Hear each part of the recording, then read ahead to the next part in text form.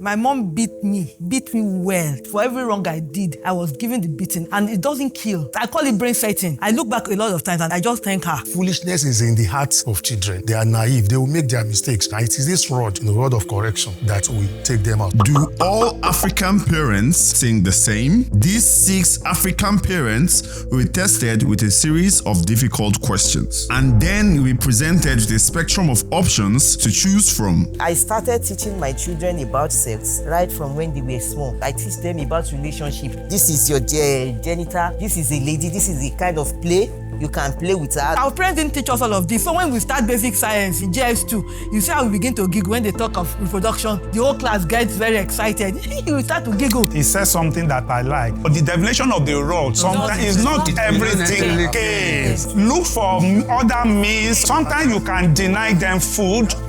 No. How will they confront their different points of view? Spare the rod and spoil the child.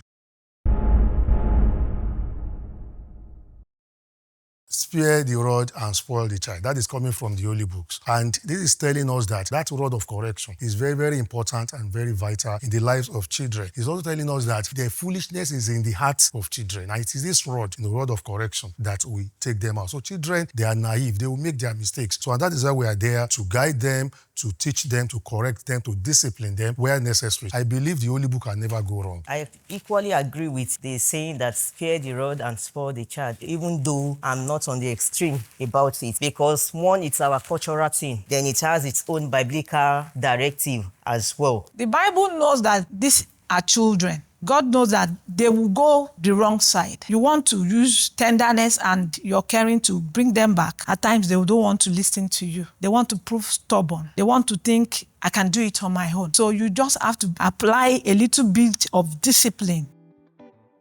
I'm Mrs. Aona Yaronte. I'm a businesswoman, and I have 3 grown-up children. You need to discipline your child. You correct them with love. At times, they might be going off what you're not expecting. When they tend to grow wings, you continue in place of prayer, praying for them. Sit them down to talk like a friend. I'm going to talk from my own personal experience. If I knew the kind of child I was growing up, if my mom had spared that rod, I don't think I would be what I am today. I look back a lot of times and I just thank her, because children are different. We need to just obey that instruction. Not necessarily saying that we should beat a child to pulp, but I believe so strong, and like just I have said, my mom beat me well. And looking back now, I can't count how many times she beat me. For every wrong I did, I was given the beating. Like she said, it was in our culture to beat a child. And it doesn't kill. Beating a child does not kill a child. I call it brain setting. Sometimes when you beat a child, it's brain setting in an African culture, in biblical culture. So I strongly agree.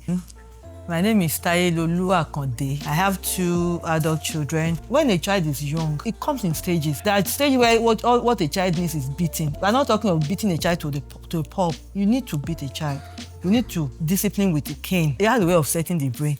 I want to tally with what she said, but it's like so many parents don't know where to stop. I didn't live with my parent, I live with my uncle. And from personal experience too, my uncle don't use cane to beat me. He use those wire with rod inside. That after beating it will tear your body. How do you call that? You have destroyed the body of that child. And I want to refer back to the Bible. When they were choosing knowledgeable people those days, they said children without blemish. Can I stand and be able to say I am without blemish when my parents have used cane to destroy my body? So many parents don't know where to stop, and they will inflict injury. That was why I said somewhat agree. Use cane, use it moderately. And sometimes leave the cane and use word of advice. And I think that is balance. On my part, I strongly believe that sparing the rod actually spoils a child. They have no any knowledge until they start growing to certain age. But actually, moderation matters in everything. But if a child doesn't witness how a cane looks like, he or she will not take anything you are saying. So you just have to apply it to moderation possibly. The Lord has said it, that we should use it, and definitely we must. I'm a MW Fanny Sunday. I'm a retired army officer. I have 5 children. My military background has something to do with the topic you've chosen. When you are disciplined, definitely it goes a long way to make you what you are to be. So you shouldn't spare the rod. I once read a cartoon. A policeman went into the bush, he was looking for rat, and he got squirrel. And he began to beat the squirrel, and he said, say you are rat. I said, I'm squirrel, I'm not rat. After several beating, so that they will let it go, the squirrel said, I'm rats. So many times I have lied against myself because they will not leave me until I say, I will kill you, say the truth. Okay, I stole it. Whereas I wasn't the one that stole it. And that is where we have to strike a balance. There should be moderation in all of these things we are doing. We shouldn't just go straightly and say because the Bible has commanded and then we leave our own brain somewhere. The rod in the Bible does not necessarily have to be cane. There are other things that could be rod of correction. That is not even cane. I should have been the one taking this position of my sister because growing up, all my parents understood was gbas gbos. Whether you did it right, gbas gbos.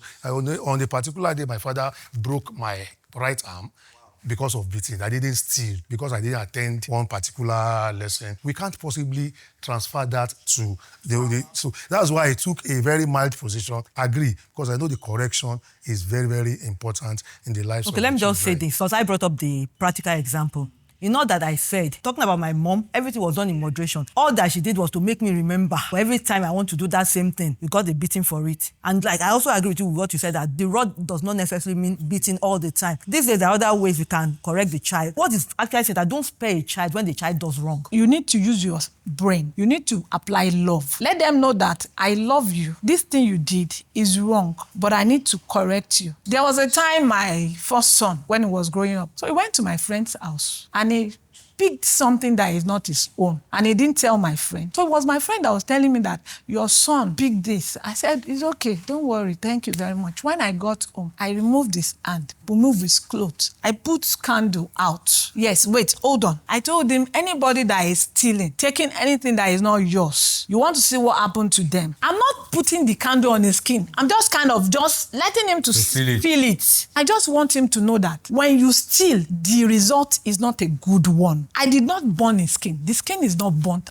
But I feel correcting children at every instance reduces their use of personal intelligence. My father was a naval officer, but very calm. My mom was the one that will hit you at any interval. I have so much respect, and I will eat to whatever my father tells me than my mom. Ours was like, she will beat me, I'm prepared for it. But when my father tells me, and you know I love you, I will start crying. Something that happened sometimes ago, Daddy, look at what happened to me. He said, I know. I said, but why didn't you correct me? He said, you would not grow if I keep correcting you. But I was watching you. So for me, I would say, spare the child and spare the rod. There has to be a limitation. Otherwise, we'll find ourselves with children that might not be able to differ the right from wrong. My name is Joy Vera Cruz. I'm an insurance and human resources specialist. I have 3 sons. Like I would always tell people, parenting will humble you as a man or a woman. Each child has their own peculiarity. I have a child that is on the calm side, and I have one that I would not even beat. The way I would treat this is not the way I would treat the other one.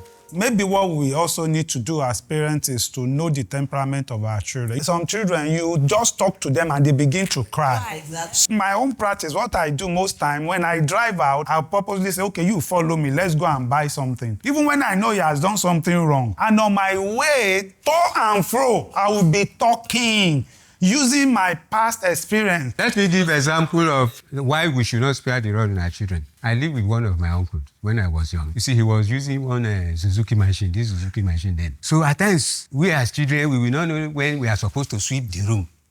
We will not know when we are supposed to park the place where it's supposed to be. So when we heard the sound of the Suzuki machine coming, everybody will be running, He has created that fear. Even he's shouting alone, he will be shivering if he's talking. So it makes a child to be very, very at alert at all times. He says something that I like. But the definition of the rod sometimes it's is not not everything. necessarily Look for other means. Sometimes you can deny them food. You can do something. No. So we have to. deny them food, Hold on, please. sir. Denying That's them becoming food abuse. doesn't make Yes. sense. We should be very careful. Yes, So we not go don't into deny them abuse. food. abusing the children. Don't allow streets to give your child food. Of course. So don't deny your child food. Street will give them food.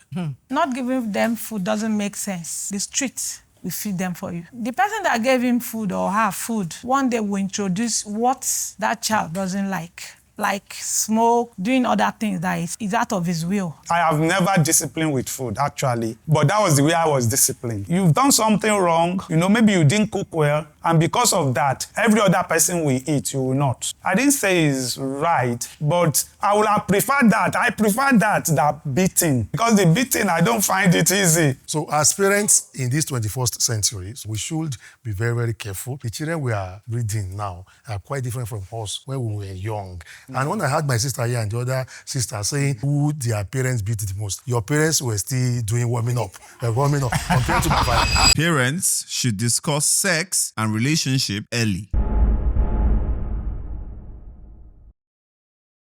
I actually got my wife from, let me say, teenage. I was going to serve, and my wife has not done WAEC. I've already known everything about sex, not practical thing. Get me right. The church I go to teach us. When you are feeling like this is the response. And relationship is not all about sex. And those are the values that help me. I disvirgin my wife after our wedding night. Pause!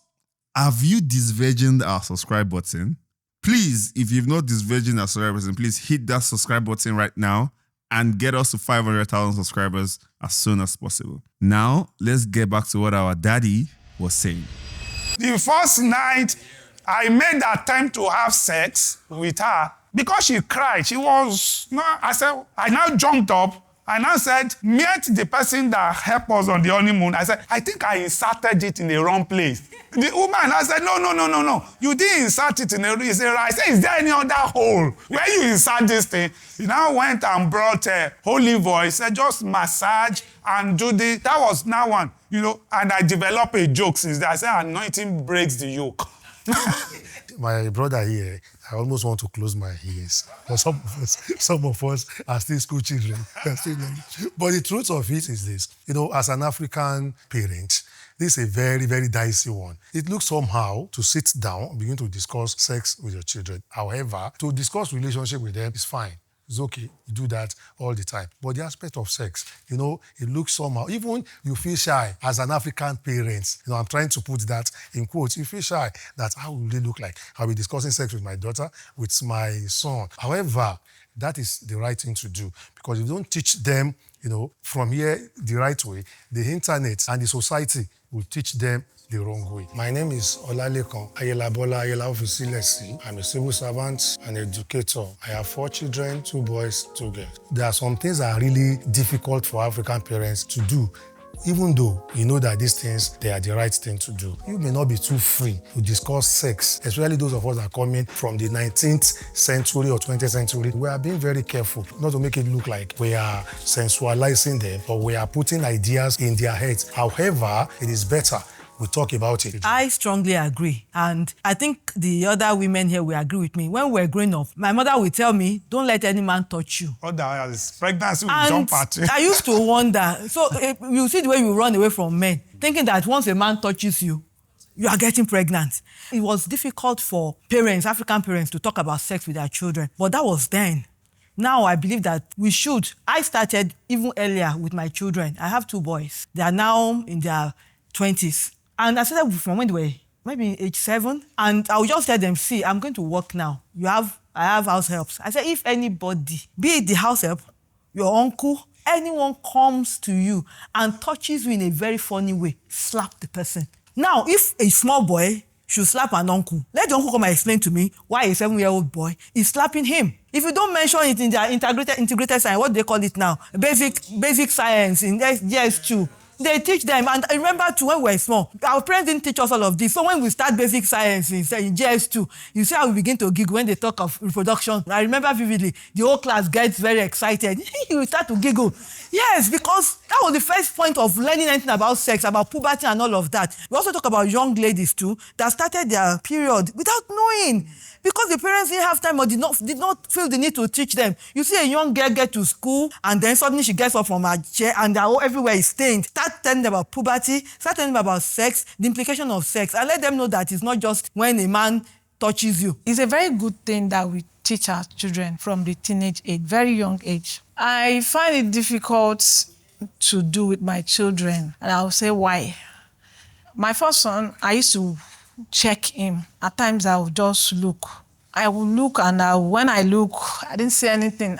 Though the dad is no more. So I was like, I want to check this thing, but I cannot call this guy inside. So at times, I would just go near him when he's sleeping. I would kind of peep and see maybe there is a problem, because while he was growing up, there was this little problem concerning the genital. So I was like, I want to see. I don't know how to touch it. I don't know how to feel, but I don't want to touch. I didn't mean the father is around. I will ask him. So at times, I want to talk to a brother or a friend that will help me to. So I used to tell God, oh, God, I know something went wrong. So at times I'll tell him that, when you wake up in the morning, how do you used to feel?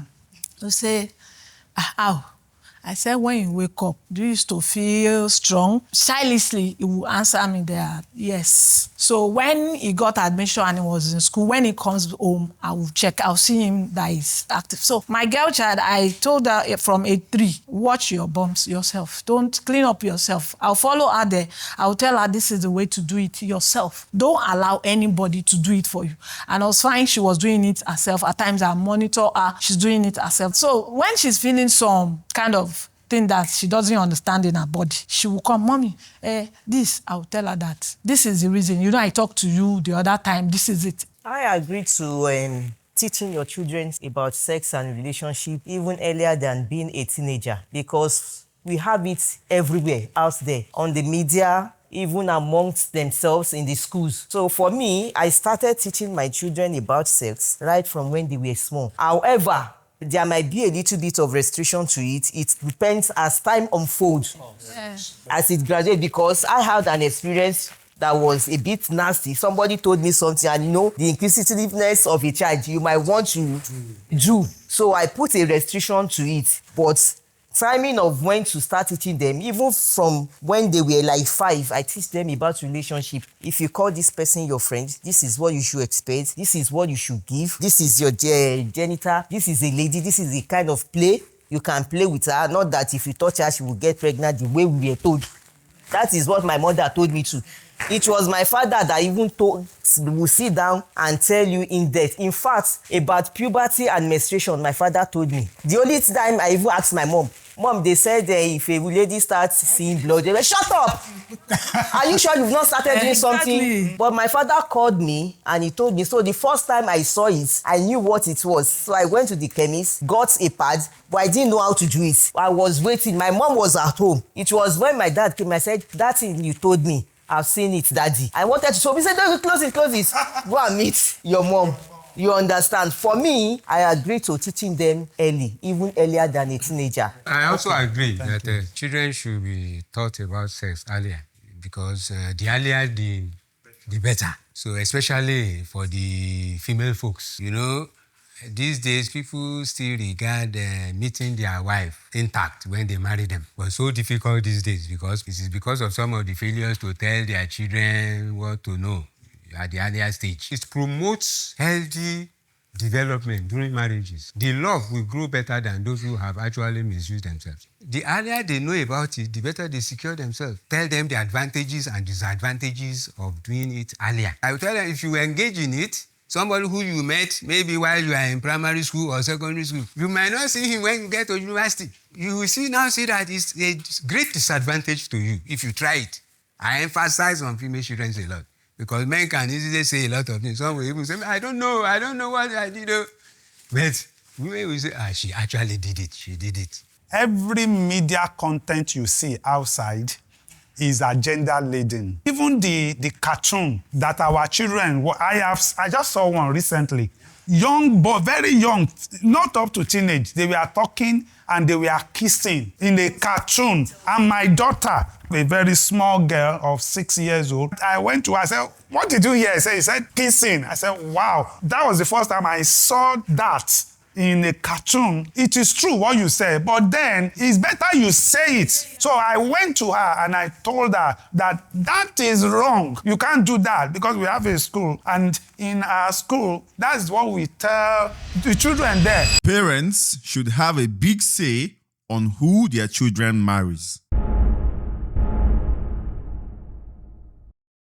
It will have been an outright disagreement, but at some point, I believe that normally we should not interfere because it's a life choice and you're not going to live the marriage or the life with them. And that is why we have to give them the liberty, the freedom to choose. However, I chose somehow disagree because we still their parents and we are their guide, we are their mentors. So we can mentor them, guide them. At this place you are going, this family you are going to marry from, that girl you brought home, that boy, are you sure you understand? That is just where I believe our interference should end.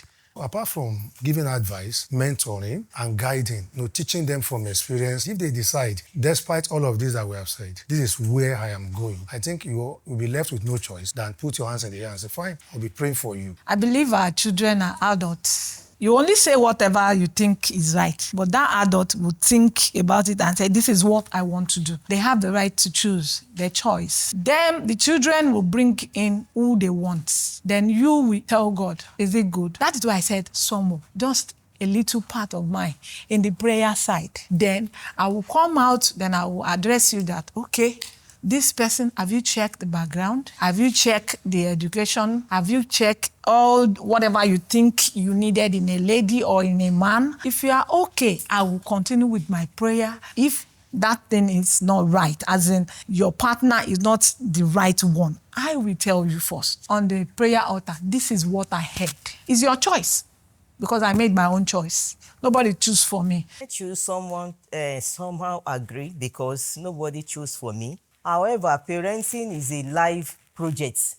So in that case, I have to be involved because if anything goes wrong, it will still come back to me. But I believe, just like the way we were brought up, whatever you want from your children, you let them know whilst they are growing up. I will always tell my children that if you are bringing a wife, I want a tall lady. Unfortunately, none of them has tall girlfriends. It's their choice. On the other hand, I will let them understand that if you are getting married, for example, it has to be somebody of same aspiration, academically, spiritually, and I will let them know these are one or two of what will happen, even though I will not decide for them. There was a time one of my brother brought a lady home, and my mother greeted her very well. You are so nice. Immediately she left. My mother said, "Láyé kò lè fẹ́." I said, but you just said, you want them to start taking my name? I said, no, I will go in the place. They will never marry. He said, why? He said, they are two opposites. How can somebody that has almost let's say, a PhD and is telling me, I said, he can always brush her up. Said, no, one will pull one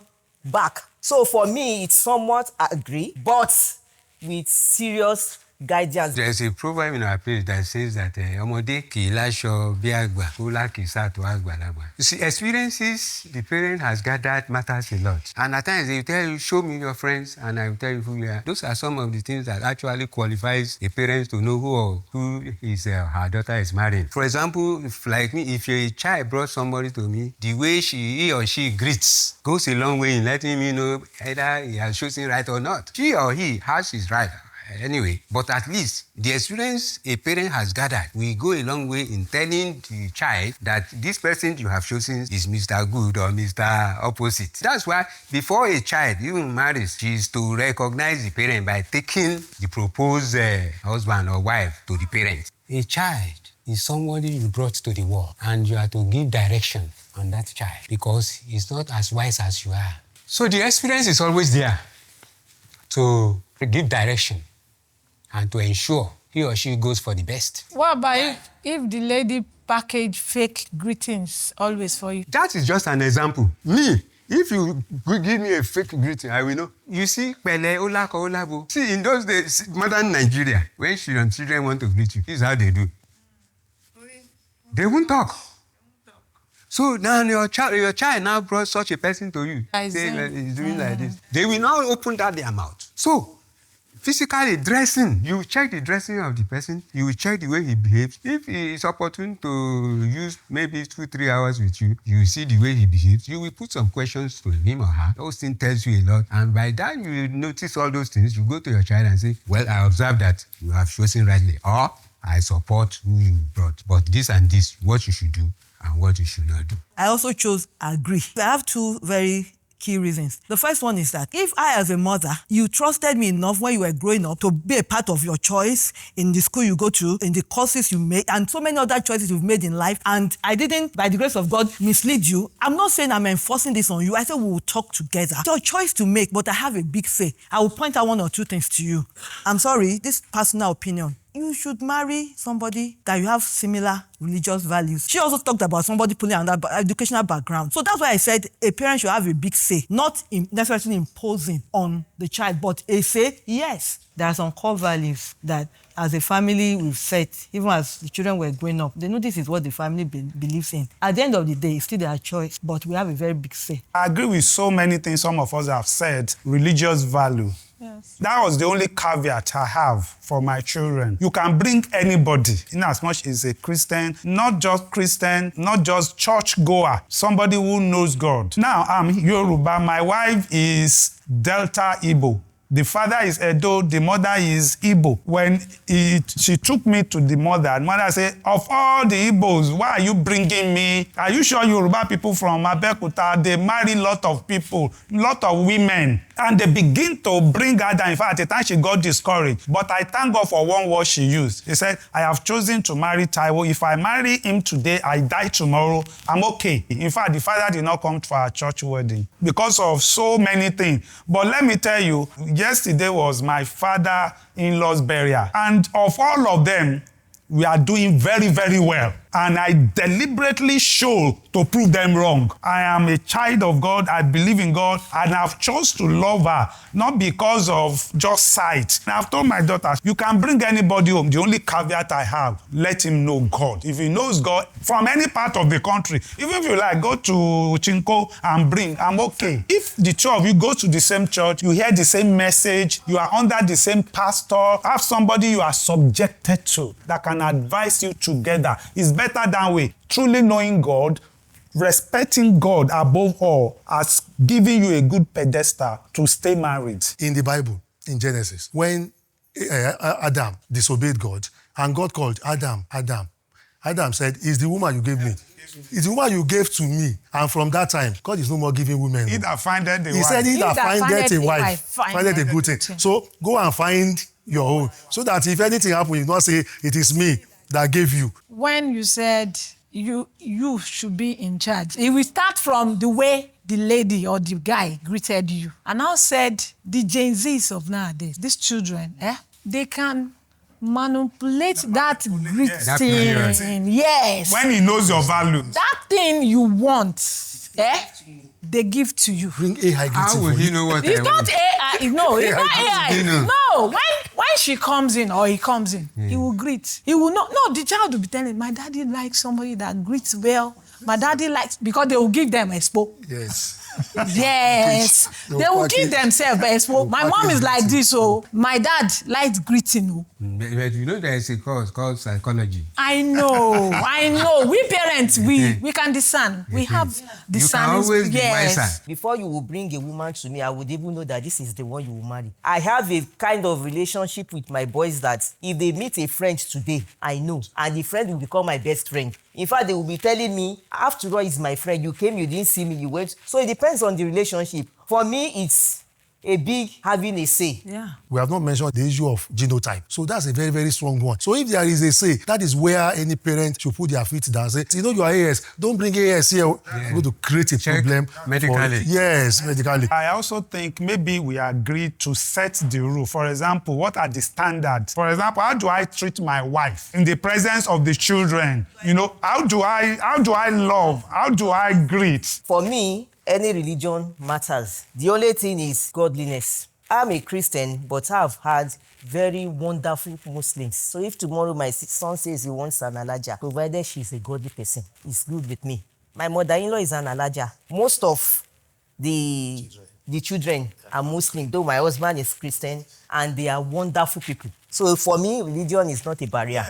You know, this side of Nigeria, we are liberal. I claim to be Christian, but my parents are Muslim. And I have siblings that are, and they have never, one day, said, why are you doing what you are doing? No. Before my daddy dies, he will be the one to wake me up on Sunday and say, are you people not going to church? Come and take offering. And he never enters church. African parents do not know how to apologize.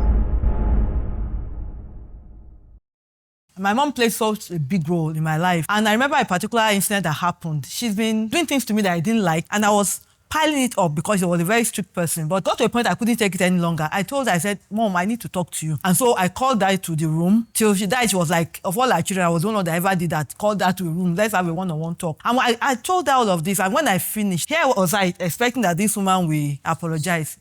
She said, and you call yourself a Christian, and you've been piling all of this up. That was not an apology. So for them, apology does not necessarily mean verbal apology. Okay, a mother or a parent have offended you and then takes you in a car to go and buy you something. To them, that's a form of apology. But when it comes to our own generation, I don't have a problem apologizing. When I have done wrong and it's obvious that I did wrong, I said, I'm sorry. But then, even with that, I will still find a way to say, but you too. I chose somewhat disagree. I think the African parents don't know how to apologize should be put in context. My father was an African parent. Apologize? No, never. I am an African parent. Apologize? Yes, I do. So that's why I think we should put that in context. Just recently, my last child, she did something. I thought she did it actually. So, and I spanked her. And then because she felt so bad that she didn't do what I spanked her for, she cried through the night. And I felt very sorry. In the morning, I apologized to her. I gave her a big five alive. I am truly sorry. My own parent, my father especially, of blessed memory, he will beat you for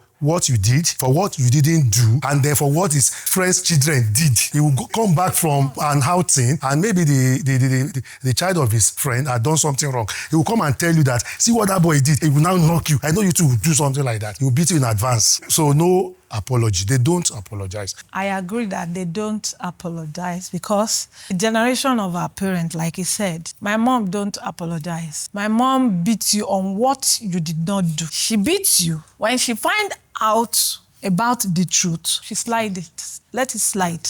She won't talk about it. That's my mom. I found out that there was a time I was going that route, as in when I talk to them, I don't want to know your opinion. I just do it my own blunt way. So my son called my attention one day that, Mom, you are doing something that we don't like. He sent me a message and I apologized. And I tell him I'm very, very sorry. While I was apologizing, I was crying. I don't like that apology. I don't want to do it. It was paining you that you apologized? Yes. It was paining me, yes. It was paining me that I'm apologizing for this, but I just want love. Even if I don't want to open my mouth to say I'm sorry. What I'm doing to you will let you know that Mom is truly sorry for what she did. It's easier now. Where I find it a bit hard then was the way I was brought up. My own parents, they don't apologize. But I found that for you to be a friend to your children, it's not all about being a mother or a father alone. They can discuss anything with you, not minding whatever it is. I'm learning from this because I don't really apologize, but I think we should. Instead of me to say I apologize, I'll calm down. Later, I will reciprocate by doing some other thing to make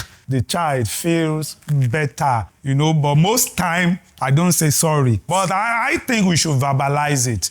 It will go a long way in easing up the pain and to validate the child also, so that they will know that they are not always wrong. I'm a victim too. I even have a son that will always demand apology. And then so you say, Mommy, but now you see that you were wrong, apologize. I just shut up. So I'm guilty of that too. But as they tend to grow up, most times when they do something and I say, well, you're coming, they say, But personally, I find it difficult to apologize. That is the truth. Though, when you apologize to them, I think it gives them a kind of ease. Yes. I'm just trying to now. In fact, the junior one, each time Mommy, tell us sorry now, I will just shut him down. But I think I'm learning to apologize now. yeah. If that is the way we want them to go, at least we should live by it. Children learn from what you do, not what you tell them. And of course, you won't blame me, probably because of where I was coming from. Then secondly, I observed that each time I apologize to them, it has this ripple effect on everything about them. We should also know as parents that being parents does not immune us from making mistakes. We can make our mistakes and we can be wrong sometimes. So when it happens that way, we should be bold enough to take correction most of us and are say even sorry. trying to get used to it. Yes. Like Yes. me. My children will tell me at times, Mommy, say thank you. I'll say, thank you. And again, what we need to also know, we are talking about validation. It is even a strength of character. If you can say sorry, You are right, it shows sir. that Yeah. you are strong. You It's are a strong strong in person, character, a strong yeah. person that Yes. says sorry. That's fine. It's not a very easy thing. And by so doing, we are also teaching the children to have that same strength of character. Love is more important than being right as a parent.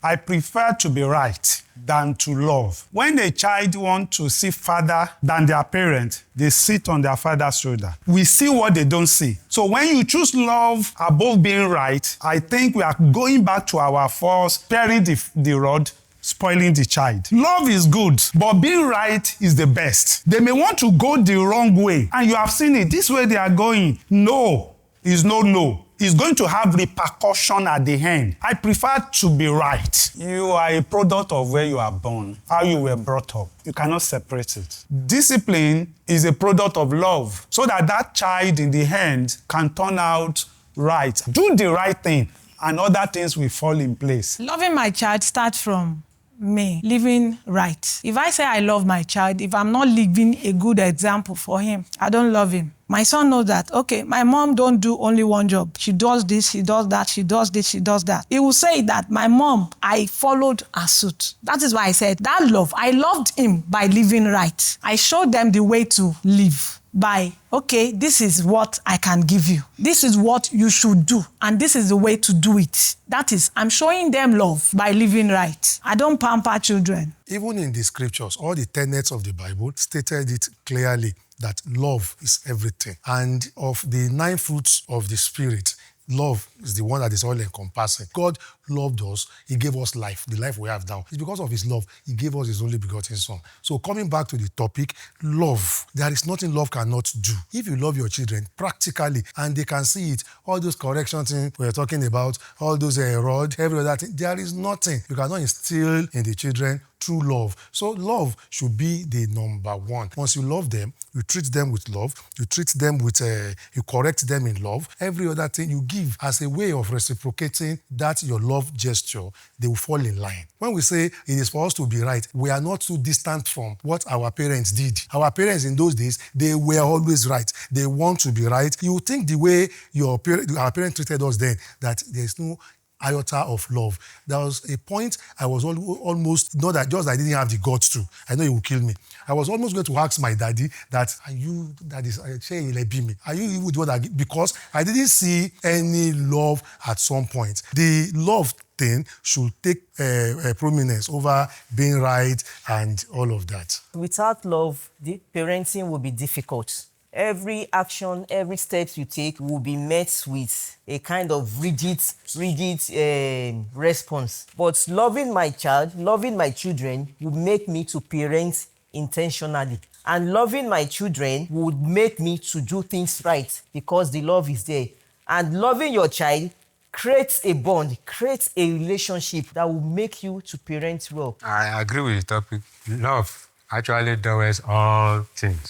So according to what our daddy said here, he said God gave his only begotten son to us. So that word gave teaches us that when you are in love, you must always give. So if you are in love, your child will benefit so many things. You will teach him what is good. You will let him know what is bad. You will put him through. It is because of the love you have for him. Love does all things. What's the essence of being right and losing your child? Our parents, if they stand on their ground, I'm right, a lot of them lost their children. A lot of children are looking for ways to just get out of the house. I remember when I was in secondary school, I went to a boarding school. You see a lot of children, when they are very happy to come to school because of the kind of home they are coming from. Even where the father is always right, the mother is always right, they didn't feel that love. In my own case, my mom that I spoke about that would never spare the rod. She was one of the most loving women you could ever have. We used to ask her, she's late now, that the first that's the first life you came. Is it that you didn't have children? Because the kind of love she had for her children. So I was able to, before she died, we became best of friends. And why? Because I saw the love that she had for me, despite the fact that growing up, like somebody asked that, I used to ask her, did you give birth to me? Because she was so strict. But as I grew, I understood that love that she was showing to us, myself and my siblings. And she gained it later in life because all of us realized later that, this man is such a loving mother. From that context, I would rather love my children than being right so that I don't lose them. The love you are talking about, the Bible says, for God so loved that he gave his only begotten. Somebody has paid for the love you are enjoying. Somebody has suffered it's not everybody to give you. Even though somebody has suffered, hold on, sir, because we're ranting up. Even though somebody has suffered to pay for it, is it still everybody that shows that love? No. I learned something when I was growing up of the story of the eagle and the baby. We carry the baby to a very high peak and drop the baby down because he wants to teach the baby how to fly. Sometimes all this pampering will not make them. Hold on. That is my own. I'm talking about my own past. Wait, being right and love, not pampering. Right? No, from what I've described, to be right. Do you agree to be right? Doing the right thing. Love encompasses all things. We have to be emotionally intelligent.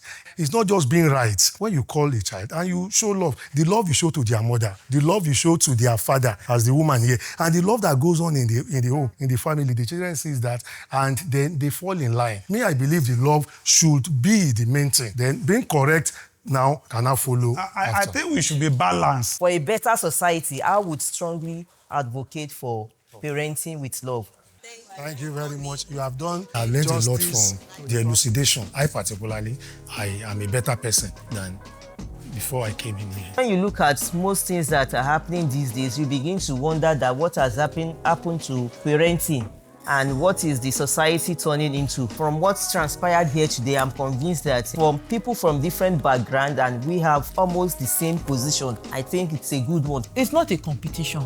All of us are working towards the same purpose. The Gen Zs want to do well. The African parents want their children to do well. We can come to a midpoint. Let's work together. We can learn from them without losing out or throwing away our tradition totally.